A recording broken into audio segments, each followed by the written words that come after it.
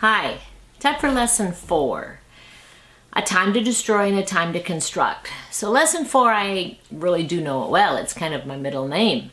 Time to destroy and a time to construct. Or other translations are going to say it would be a time to tear down and a time to build up. Break down, build up. These words are very descriptive and most of us know them well. We've either experienced them in our lives or perhaps we're living in the middle of them. And throughout the Bible, we see things tore down. It didn't take long after the creation that God needed to destroy things. The flood, the plagues, the wall of Jericho, destroying the community Babel had established and built the tower. Destruction, we do know its definition well. We've all had boys in our lives. There's just something about young boys and the word destruct that fit the same sentence. It's not all bad, it's a natural. They like to see how things work and how to smash things. So one year my nephew was living with us and he would go find all the pop cans at the farm, at our house, anybody who'd give him pop cans. He would line them up on the steps, fill them with water, and then smash them. He was happy and he was cool. We got our cans crushed. But destroying things isn't just about having fun or taking things down to the ground. Many times God destroyed because of sin, and other times we find destruction in the Old Testament is when others came in and caused destruction of God's temple, God's people, or God's world. King Nebuchadnezzar destroyed Jerusalem in Middle BC. Destruction doesn't just destroy the physical, it also destroys the heart of the people. And when we talk about the 3rd verse of Ecclesiastes 3, we discuss many parts of destruction, rebuilding, and kind of like being an architect. So let's go back and remind ourselves. For everything there is a season and a time for every purpose under heaven. There's a time to be born and a time to die. There's a time to plant and a time to pluck up. There's a time to kill and a time to heal. There's a time to break down and a time to build up. Well, Proverbs 14:1 tells us that the wisest of women builds her house, and with folly her own hands tear it down.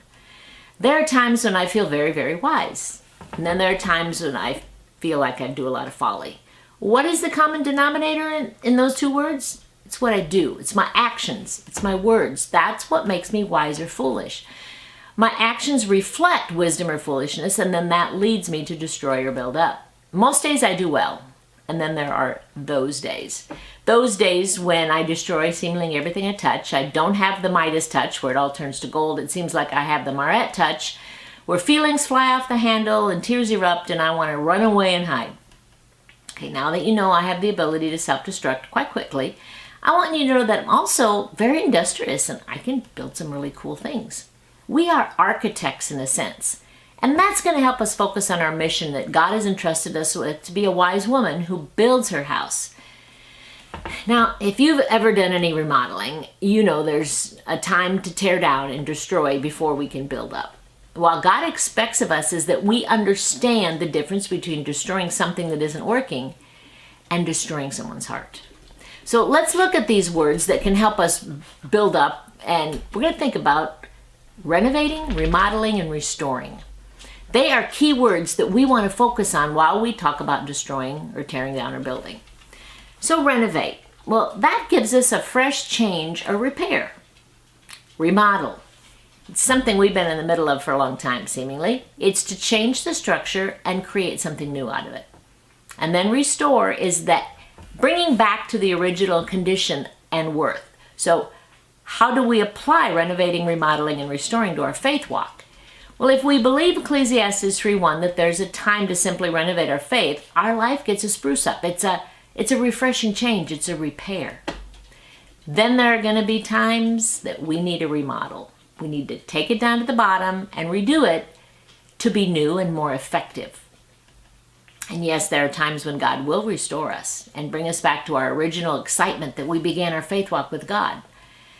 And to do those three, renovate, restore, remodel, sometimes we do need to tear down.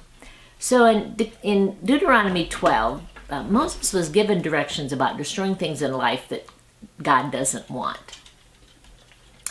You shall surely destroy all the places where the nations whom you have disposed serve their gods, on the high mountains, on the hills, and under every green tree. You shall tear down their altars and dash to pieces their pillars and burn their Asherim with fire. You shall chop down the carved images of their gods and destroy their name out of that place. Now, if you walk through my house, you're going to find stuff. I don't have a lot of stuff, but I do have stuff. So in the main living room, there's Grandma's Harper's bureau. And then on the wall behind it, there's a whole bunch of canvases showing places we've traveled. The office has 2 desks, and then above Jim's desk are corn cobs representing ears of corn since the year we got married. And they're up on the wall. They're 32 to be exact. And you walk into the new front room. That has been the issue of our remodeling for 2020. You're going to find 2 wonderful brown chairs. You're going to find a beautiful little fireplace. You're going to find a table. You're going to find the Baldwin Grand Upright. You're going to find my recording machines. And then you're going to find my new Kentucky mandolin and my ukulele and my baby Taylor. I don't have gods. And you won't find carved images in my house. But maybe there are times where the things that I have become my idols. See, when I worship something, it becomes my idol or my God. And I don't necessarily have to destroy them, but I need to destroy the hold they have on me. I need to restore or bring back to the original condition my focus on God and not on the things I have or the things I want. We have to establish the fact that there are things we need to destroy. But what are the reasons for destroying? Evil is what God destroyed. And when the children of Israel were commanded to destroy and tear down, it was partially to keep evil from growing back. We see buildings, and often the safest, most effective way to rebuild those buildings is to tear them down, destroy them, so when it's built, it's done the right way. So look at your life. Maybe walk through your house, so to speak, spiritually. What are some things you need to tear down and destroy? Maybe things that get in the way of your faith walk. Things that perhaps you worship or you give more attention to than you give to God. Sometimes just putting them in the back room isn't what God wants. He's asking you to tear down the hold it has on your heart. So God asks us to tear down things that are falling, whose foundation isn't strong enough to safely support the structure we're going to build on it. We tear down things that aren't worth building on. We want our lives to have a firm foundation. We need to build on things that are level and straight. We also tear down things that we don't use anymore. We tear down things because it's a lot easier than to start over. Some of our traditions that we have held since we were 3 just aren't effective anymore. It's more about tradition than about Jesus. So tear them down. Some things we try to keep doing and they don't work because they're crooked. We need to tear them down and rebuild. Sometimes it's relationships. Sometimes it's stuff. Tearing down also suggests that sometimes things wear out. So tearing down or destroying can also symbolize our lives. We wear out. Our bodies wear out. New building represents new life. Just like the seasons in life have time as a part of the sentence, so we need to remember it takes time to destroy and a time to rebuild. When we tear down, it's a lot easier to say than do. Tearing down also sometimes brings tears. We're losing something we cling to but really isn't useful. Our emotions beg us to cling to that because even though it's lost its usefulness, because we loved it. Our common sense says tear it down, but sometimes we need to come alongside and encourage others, and they encourage us that, maybe it's just time to tear it down. Okay, now this is the fun part. Demolition. The ceiling has been taken down, the insulation taken out, the beams exposed, and we are ready to rebuild. Now that's what happened last summer. Exactly the time they came to start rebuilding the room we had gutted, I needed to head for Tennessee for Tyler and Bree's wedding. Finally, the waiting was over, and I didn't get to be a part of it. There are many things that we have to go through in life to get ready for building. And some of those things are purpose, plan, and pattern, and progress. 4 P's. So purpose, the roof leaked. Ever since we moved here in 97, the roof leaked. There were times when we had every bowl and every pot in the house catching the rain in the living room. The plan was to strip and gut the room, take the roof off, and put a new vaulted ceiling on. Plywood on, shingle it, side and trim.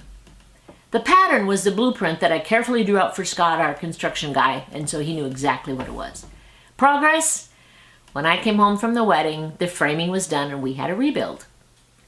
Joshua 4 reminds us that when we build, we need to build with meaning. When all the nation had finished passing over Jordan, the Lord said to Joshua, "Take 12 men from the people, from a tribe each man, and command them, saying, Take 12 stones from here in the midst of the Jordan, from the very place where the priest's feet stood firmly, and bring them over with you and lay them down in the place where you lodge tonight." Then Joshua called the 12 men from the people of Israel, whom he had appointed, a man from each tribe. And Joshua said to them, Pass on before the ark of the Lord your God in the middle of the Jordan, and take up each of you a stone on his shoulder, according to the number of the tribes of the people. This will be a sign to you when your children ask in time to come, what do those stones mean to you? Then you will tell them that through the waters of the Jordan were cut off before the ark of the covenant. When it passed over Jordan, the waters of the Jordan were cut off. So these stones shall be to a group of Israel a memorial forever. A walk changed to history lesson. And that history lesson changed to praising God for what he had done in their lives. That's building with purpose and with meaning. So for us, there's a challenge to have a plan when you need to rebuild something that gives God honor and has a purpose. Now, the first part of that plan is a foundation. If the foundation isn't plumber level, whatever you build is not going to be square. Now, if you're laying cement, rebar is important. We're going to come back to rebar in our discussion time. If your base or foundation isn't packed and solid, after a few years, it'll settle. The cornerstone needs to be square and level, hence why Isaiah tells us in Isaiah 28:16, therefore, thus says the Lord God, behold, I am the one who is laid as a foundation in Zion, a stone, a tested stone, a precious cornerstone of a sure foundation. Just like building in life, a foundation is crucial, so is the foundations that we lay in our spiritual walk. If our lives are square and level with what God asks, we will transfer the load of our life onto our foundation and it'll be firm. We used to use the phrase, he's a half bubble off plumb. In other words, he's not all there. He's not right. So using a level to make sure things are true and square keeps a carpenter building straight. We know it's the building up of physical things that gets us excited to see that progress, but how do we build in a physical or spiritual sense that excites us when our hearts are being renovated, remodeled, or restored? 1 Thessalonians says, therefore, encourage one another and build one another up, just as you're doing. Romans 14:9, that we pursue the things which make for peace and building of one another. Ephesians 4:29, let no unwholesome word proceed from your mouth, but only such a word that is good for edification according to the needs of the moment, so that it will give grace to those who hear. Build them up. To everything there's a time and a season, a time to tear down and a time to build up. Be sure that it's the right time and the right purpose for what you need to tear down or build up. Check your level and your foundation. Have a plan of purpose and determine if you're hanging on to something that isn't serving its purpose anymore, but you're hanging on to it because, well, it's been in your life so long you think it's valuable. It's like an antique. So determine how important, when you look around, is God worshiping everything you do with your life. Do you have a good foundation? Are you building on that foundation? Can people look at you and say, wow, look at that? So discussion time. It's just time to think and to talk about some of these questions. So what needs to be torn down in your life? And it could be physically, it could be spiritually. We look around and we have stuff. What have you been hanging on to, as bedraggled as it is, because you're just not quite ready to give up? Now, when COVID hit and people cleaned out their houses and reorganized and had time at home to go through stuff, the goodwill lines were long because people were finding, don't know if I need that anymore. So when you look around at your life and you just look around at the way every day goes, what are you hanging on to that you really don't need, but you can't give up? Number 2, how is your foundation? Now, foundations are what we stand on, we build on, and we frame our future on. So spiritually, what is your foundation? Now, you know, by house building, shed building, whatever building, a foundation is what the main structure stands on. And it's very important to have it square, to have it level. So spiritually, what's your foundation? What are you making sure is exactly what's going to be that you can grow spiritually more toward God? Some people would say, well, it's church. Other people would say it's Bible study or small group. Other people say it's my mission work. It's the things that excite me. So what is yours? What can't you live without standing on to grow closer to God? What do you have to have? 3. Now, when you're thinking of that foundation, laying cement is extremely important to have rebar in the cement. I don't really understand it, but I have a husband who does. So rebar is what holds the cement together, so when the cement dries, it doesn't pull apart. And they're big steel rods. You either lay them down in the floor or they kind of stick up and the cement comes through them. What is your rebar? Or really it should be, who is your rebar? Now you think about Jesus. Jesus had a multitude, and then Jesus had the disciples, and then Jesus had the inner 3. That was Jesus's rebar, so to speak. And we all have them. We all have people that are within our disciples, our 12 or our 3, that are our rebar. They hold us together. There's the cement in our lives. And they're not always family. Sometimes they're just those real close friends. They're the people you've walked through life with. They're the people that have picked you up when your knees were so shaky you couldn't stand. The rebar in your life, think about it. And then I want you to go more than just think about it. I want you to send them a note. Because sometimes it gets a little tiresome holding people up. You're going to do it. You love them. But then when you get a note that says, thank you for just keeping me strong. It just does something to your heart and your soul. So affirm the foundations in your life. Thank them, love them, care for them, nurture them. Because just as much as we need those foundations in our lives, they need us. The church needs us. Bible study needs us. Small group needs us. We need it to work together. So that goes along with number 4. How are you going to build up others? Now, we want to make sure other people's foundations are good, and we want them to have their level straight and keep their building. We don't want people that we love to go stagnant. So how do you build up people? Just a little FYI, in our culture where we are right now, Valentine's Day is coming. And for many, many years, I don't even know how far I can go back. The kids were in, well, we've done this since the kids were little. We've had a special Valentine's night. There's been times we went out with friends, but most of the time it's a special Valentine's Day where we serve a meal to people. Also, if I'm home, which pretty much we deliver Valentine's all over the place. It's silly. Valentine's Day is a tradition that, yeah, people, but you know, it's showing what's in your heart. So no, you might not have the love of your life, but you have people who love you. And the whole premise behind Saint Valentine and his serving and trying to love people is this premise we need to have. How can we reach out to people and encourage them, help them build on a foundation? And for some of these people, and I'm kind of going on a tangent now, but that's okay, are older people. And they're just trying to hold on to their foundation. They're not building anymore. And their windows are a little bit drafty and the doors don't shut all the way. They need some help to just feel secure in their building. How can you do that? How can you literally come along people and help them keep what they've got from falling apart? And then we talk about rebuild. Now that takes purpose, plan, pattern, and progress.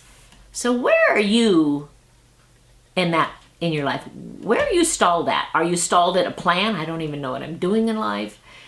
Are you stalled at a pattern? Well, I kind of know where I want to go, but I don't know how to get there, and I don't know which road to take, and I don't know if I should do that. Or are you stalled at the pattern? Okay, if I know my plan is to do this, how do I make it work? Or progress. I've got my plan. I kind of know what God wants me to do with my life, and I've started walking. I'm actually making progress. Where are you at in that? Are you stalled? Are you in a construction zone that isn't going anywhere? Just some things to think about. Number 6, renovate, remodel, restore. Okay, what is God doing in your life? What is God renovating? What is God remodeling? And what is God restoring? Now think about those. Renovate, remodel, restore. And then lastly, There are stages in life that can't be rushed. And as much as I wanted when I started in March, tearing apart the room downstairs, tearing everything out of it, gutting it, I couldn't really rush it because construction workers were pretty busy and they needed 4 days of weather once they took the roof off that wasn't going to be raining so that wouldn't get, the whole place wet. Okay, that takes patience, and that's really not something I like, is patience. So we waited through March, and we waited through April, and we waited through May, and it comes in threes. So about the time that we really I needed to head for Tennessee, they were digging up the septic and putting a new septic in, and then the well went bad, and then the guys came to build. All at once. So all my waiting came crashing down to a boom. It's here. And then after they started, we had to wait. They got the rebuild done, then we had to wait. Because we were doing all the sheetrock and the flooring and all that. And so you wait till there's a rainy day. You wait till there's a day where Jim has nothing to do. You wait till you can go to Menards and get the stuff. It's a waiting game. So how do you wait? I sit down in the room now and I look at the beautiful floor and I look at the gorgeous ceiling and I look at the walls and I look at the windows, and it's almost as if I forgot what it was like before. Almost. But I had to wait. So did I make my waiting time work for the positive? Or was I impatient and ornery and sat tapping, waiting for people to do what I needed or what I wanted? So how do you wait? Are you patient? Can you see God working in the waiting? Or are you kind of ornery?